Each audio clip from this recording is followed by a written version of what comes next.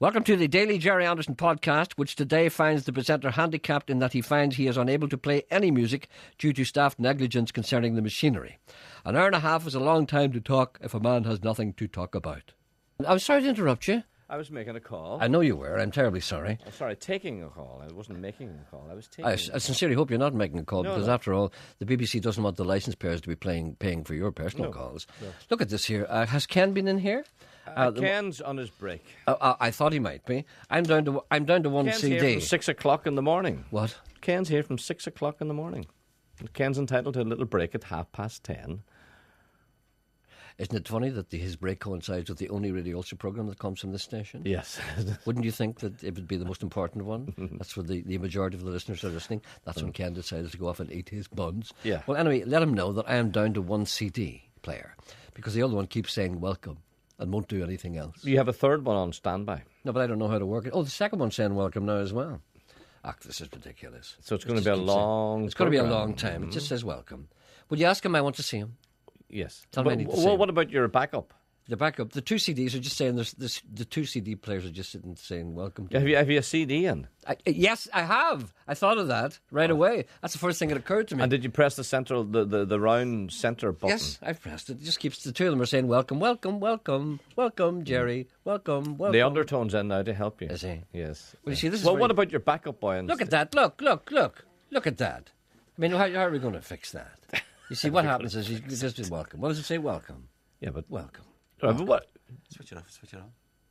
You switch it off and switch it off. The undertone that's says. what the people do when you ring them in India. Switch off your computer. You're correct, smashing. Don't know. Stop that now. Look, he's speaking now, real. I know. He's speaking in real time.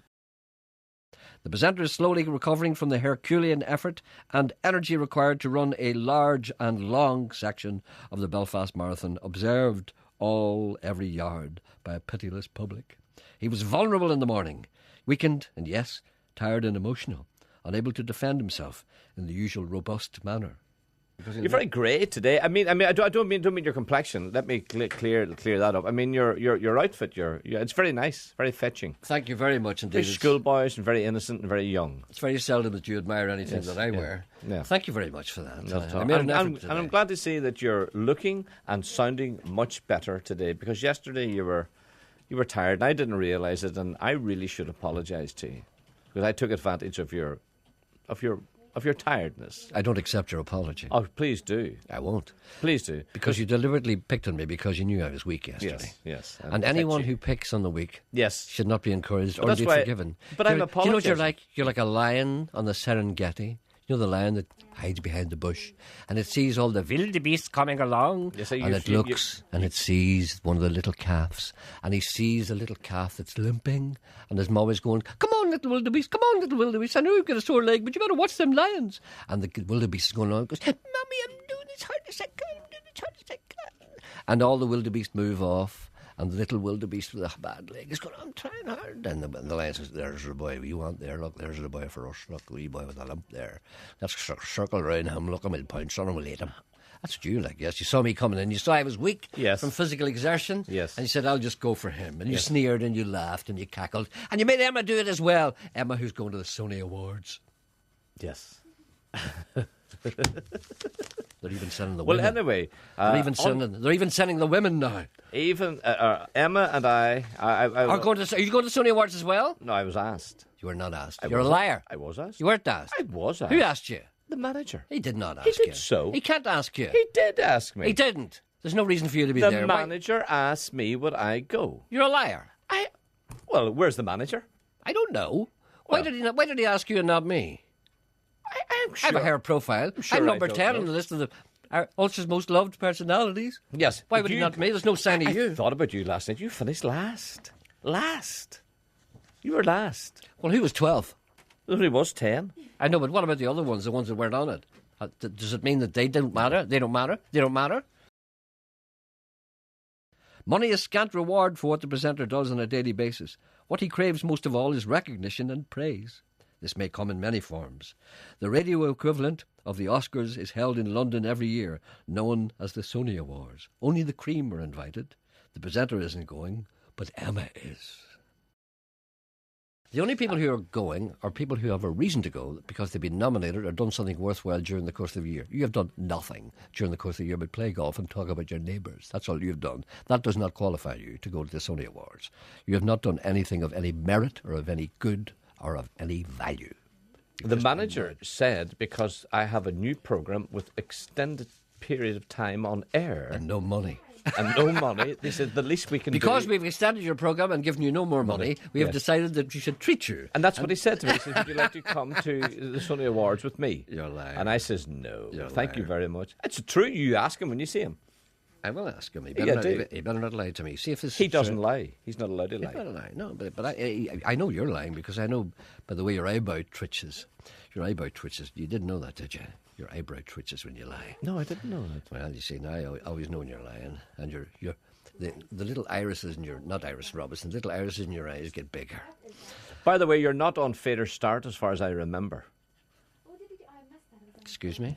You're not on Fader Start on your backup. All right, then, okay. Well, try it to see if you can work it. Hold on a second. See if you can find how it works. I'm working on a rogue Yeah, but machine. work it now. I'm working on a rogue machine. Work it now. You see, it won't even... Yeah, but two of them are saying welcome, the other one doesn't work at all. Yeah, but just try it. Okay, I'll try Press it. play. No, press play.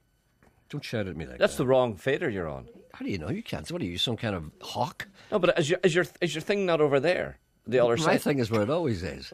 My Is thing it not over? here.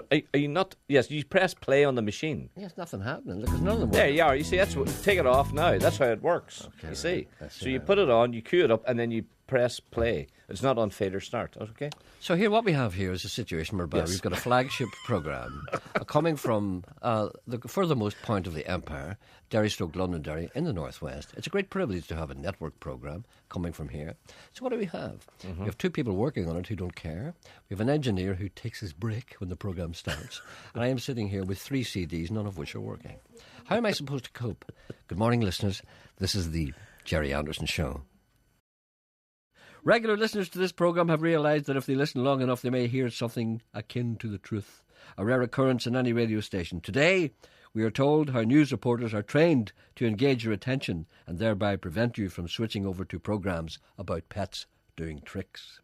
There was a fella on the TV last night. Do you know the way our Northern Ireland people are kind of gruff? Do you know?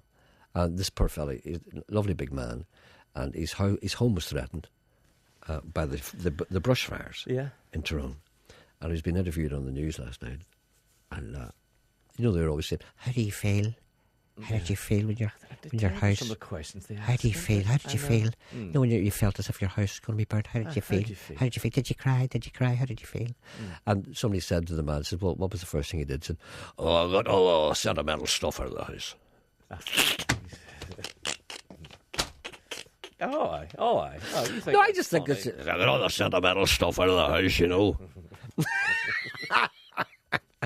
Anyway, the first man we played... Well, what about your phone call? Will you wait? We have nothing but time, Sean. Always remember that. Don't be like a little butterfly skimming along the tops of the flowers. Who's the wee girl that walks on the TV and doing the report and moves her hands all the time? Actually, she should stop that. Just moves her hands. There's a lot of men. Yeah, why do they? There's a lot of men doing that, and a lot of men are starting to talk like that. Because if you stand here and I walk over here and look at this, you will find that this is what this is all about. Starting to talk like that. But I have staccato, in sentences, short, but punctuated. I have talked to presenters who are Yes. on television and Yes. asked them that very question. Why do you walk? Why do you feel as though you have to walk? And everyone knows that when you get to a certain, like a big stone or a tree or a gate or whatever, you're going to stop there. It's just because that's what they want. Who are they? The people in charge of the programme. Well, people in charge of the programme, not the people who are watching. The people who are No, watching no. don't care what you do. Of course they don't. They want to see you falling over these fences. That's and correct. They want to see you falling. And they want to see your trousers fall down yeah. so they can watch it again on Britain's Got Talent. But one of the best ones is one of our men. I won't name him because it's not fair. But his name is Julian. He was obviously sent off to learn the hand movements You know the way they'd send you off to learn how to move your hands. So I believe, I don't know. Because apparently, no, the theory is if you stand there, do you know the way when I'm on television, I just stand there and talk and people switch off? You see, if you move your hands about like that, you see, people they go, oh, look, the man moving his hands. We must watch this. There must be something going to happen.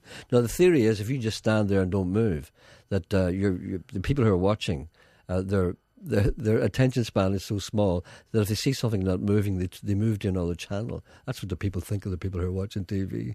So, there's nothing moving there. What's not on that channel? It's just about standing there talking. What's moving on our channel?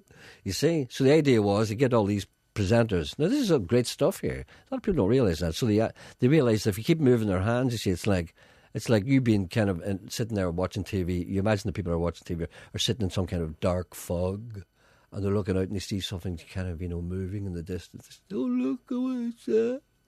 And makes them watch it. So nobody's listening to what the guy's saying, but if he keeps moving his hands and walking, you see, the people say, oh, he must be going to do something now. He's waving his hands and talking. You see?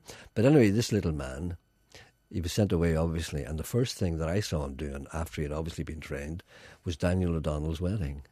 So he stood in front of the church, where Daniel was married, and he'd say, "This is the church where Daniel was married." And he threw his hands up in the air, just like that there. You can't, I wish this was television. Yes. Tell them what I'm doing. You're putting your hands up above your head, like creating like a spire. That's right. Mm-hmm. This is the church where Daniel was married. Yes. There was 200 guests, and it's a wonderful celebration for the small village of whatever it is, Kinkeshla. Daniel, put on that kettle. And he kept putting his hands up. I laughed because he obviously hadn't heard a word of how he was taught. He just thought he had to throw his hands around everywhere. But why are we talking about that when there's most important things to talk about? There's a man on television. This is the final story. There's a man. I want people to watch out for this man. I'm not going to mention his name, obviously, but he works for the BBC. Don't mention his name. No, I won't. Go on. But when he's walking towards the camera, he's crouching. He started to go down. He started to bend. And he's looking up. That's what's called the scary man syndrome. Yeah, and he's coming along with his hands. And he's stalking you? Coming along. Because the people are sitting watching, they go, look at him. He's going to jump on that TV and eat us. Oh, look at that. Seamus Heaney insists on writing to this presenter. Has he no poems to unrhyme? It might surprise some people who see me as a poetic celebrity, considering that I don't rhyme at all. It may surprise them to know that I have a great regard for the banshee. Have you ever been confronted, Sean, with the banshee? Have you ever met it? I've never, nor have I ever heard it. Have you never heard the banshee? Apparently it's a sign of death, isn't it? Apparently, this is the way it goes if I may do an impersonation, because no one else will do them. This is a banshee. Oh! What about you?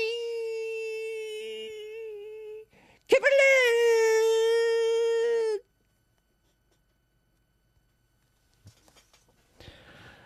The weeping woman, the kneeing maid, the blubbering biddy. These are all caricatures of our native race. Oh, the O's and the Macs need hear my cry. One of you is going to die.